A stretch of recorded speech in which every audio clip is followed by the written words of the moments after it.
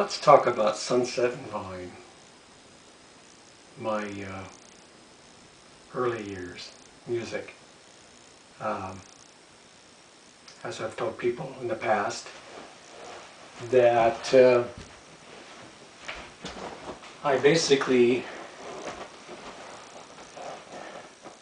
got interested in the guitar around 1964, after my mother bought me a Silvertone guitar, which I sold for a folk guitar. And I started teaching myself how to write poems, watching other people.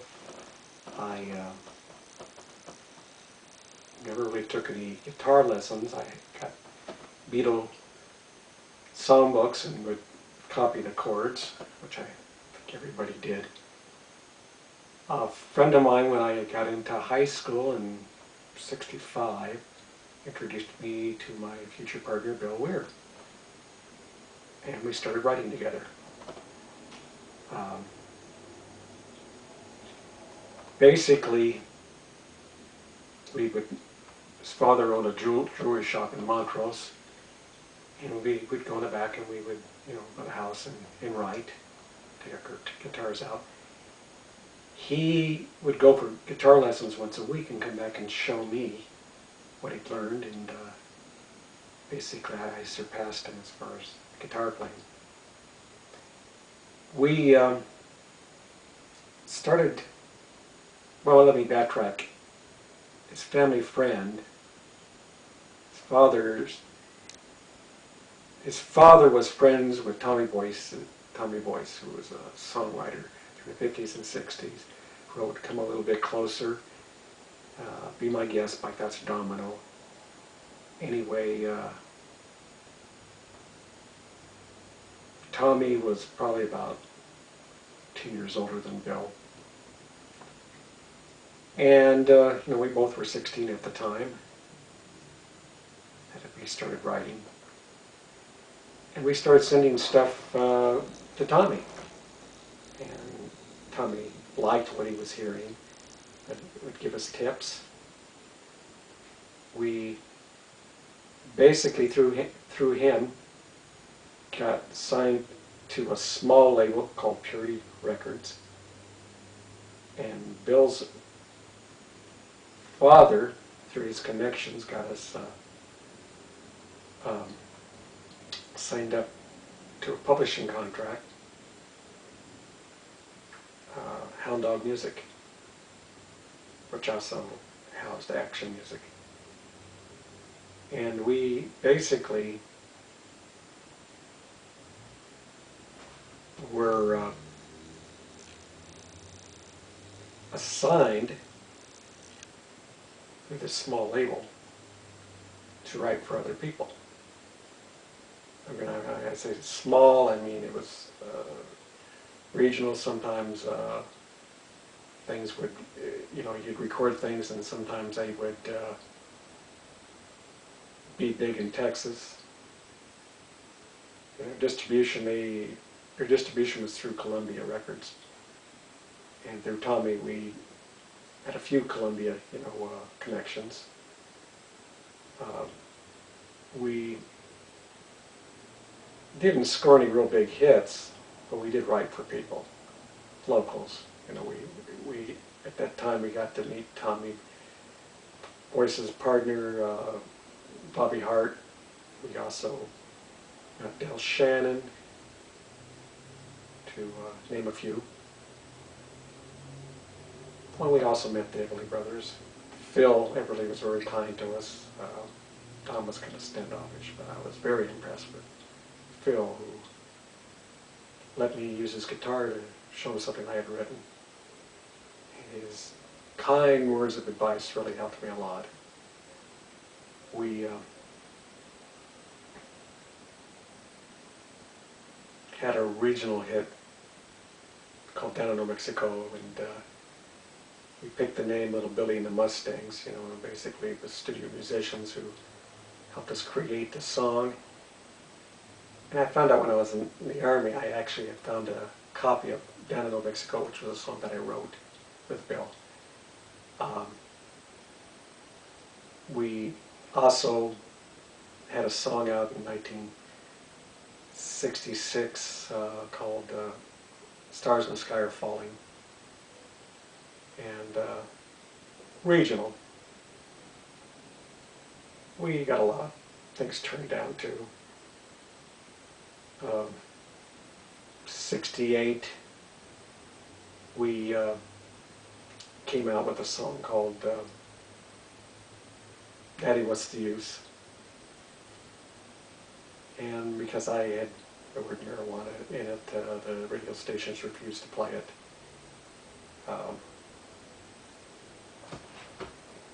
In 1969, Tommy got us into Tower Records, which was on the same floor as Apple Records. And the guy in Tower kept us waiting, so I kind of wandered around the Tower and saw Peter Asher and walked over to Apple Records and talked to him for about 20 minutes till a guard caught me and asked me what my business was, and I told him, and went back over, and the guy at Tower Records gave us some names to talk to these people.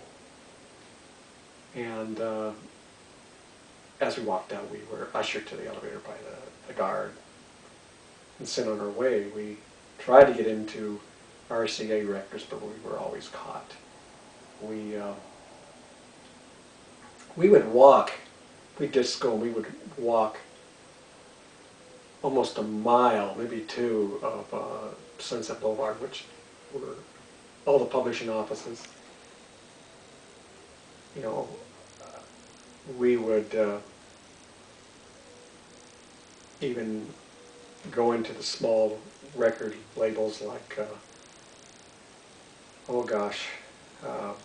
Liberty Records, Imperial, just to name a few, and we would leave off a demo with them.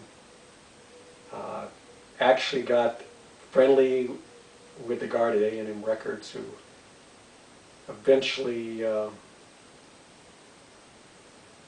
got us into A&M.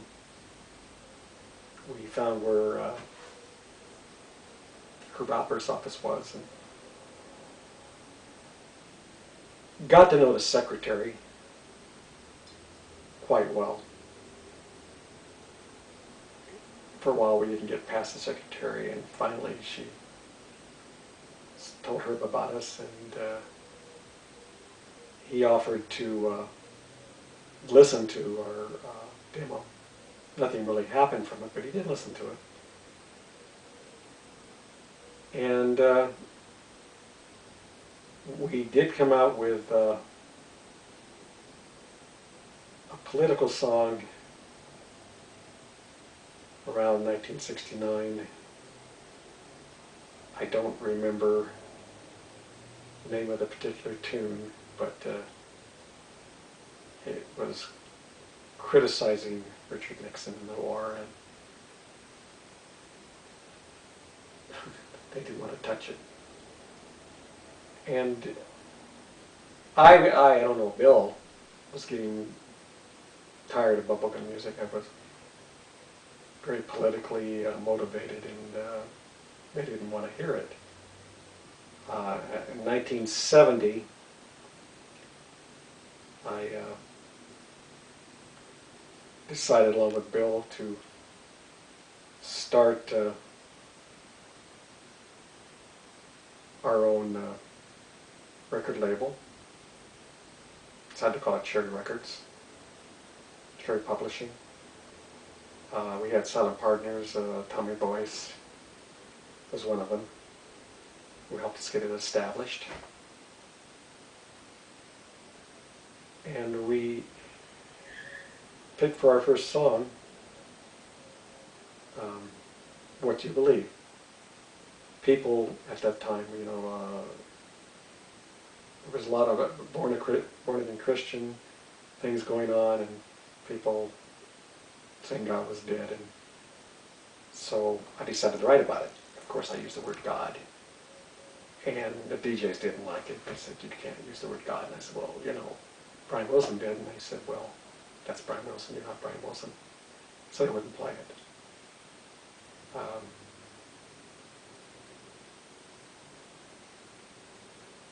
Anyway, this is part one.